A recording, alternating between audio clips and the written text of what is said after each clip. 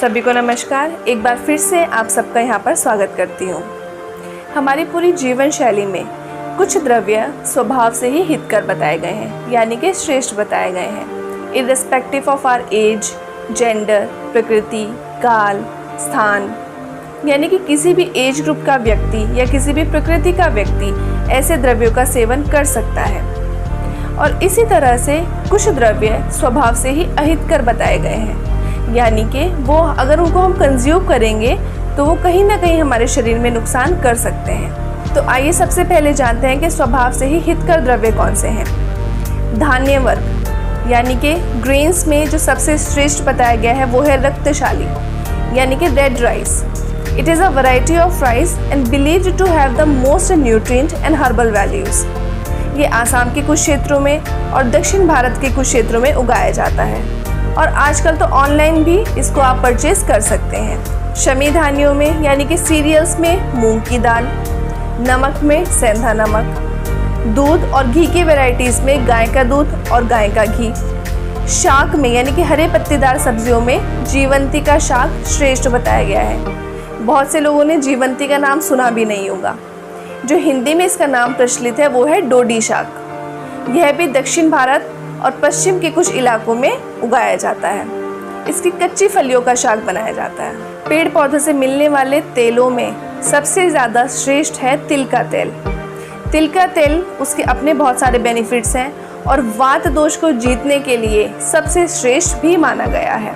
भूमि में उगने वाली सब्जियों में अदरक सबसे श्रेष्ठ माना गया है। फलों में मृद्विका यानी कि अंगूर या उसकी हम वेराइटीज़ ले सकते हैं, मुनक्का या फिर किशमिश को श्रेष्ठ माना गया है।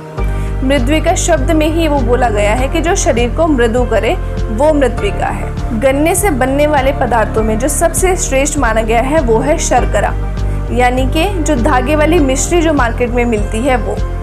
तो ये थे स्वभाव से हितकर द्रव्य। अब हम लोग जानते हैं स्वभाव से ही अहितकर द्रव्यों के बारे में। तो सबसे पहले अहितकर द्रव्यों में अगर हम देखें तो ग्रेन्स में है जई।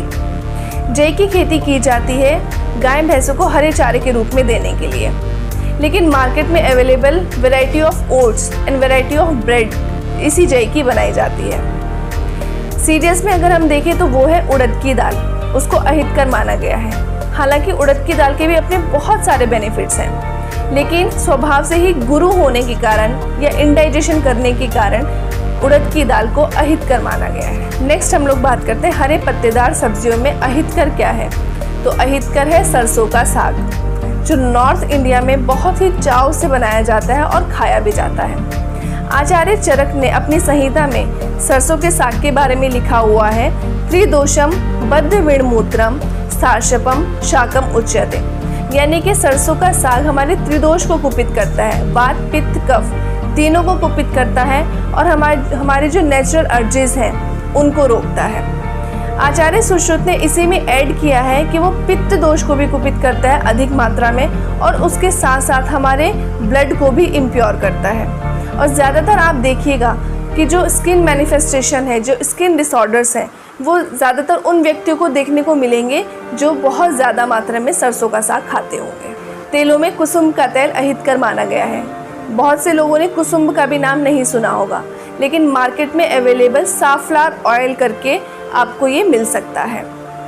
ज़मीन में उगने वाली सब्जियों में जो सबसे ज़्यादा अहितकर माना गया है वो है आलू। और आप लोग देखिए हम लोग आलू कितना ज़्यादा यूज़ करते हैं, हर एक सब्ज़ी में आलू ज़रूर होता है, तो वो सबसे ज़्यादा निकृष्ट कंदमूल माना गया है।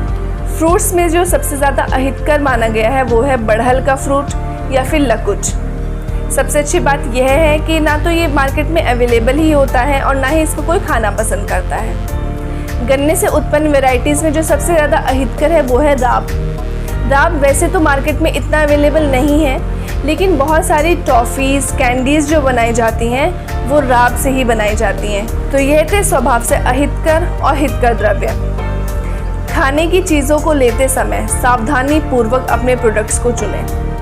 और सबसे ज़्यादा जो मैं इंसिस्ट करूँगी कि नमक की वैरायटीज़ में हर घर में सेंधा नमक होना चाहिए और चीनी की वैरायटीज़ में धागे वाली मिश्री या फिर खांड शर्करा आप ले सकते हैं। ये आपकी सेहत पर कुछ अलग प्रभाव डालेंगे और आपको बीमारी से बचाएंगे।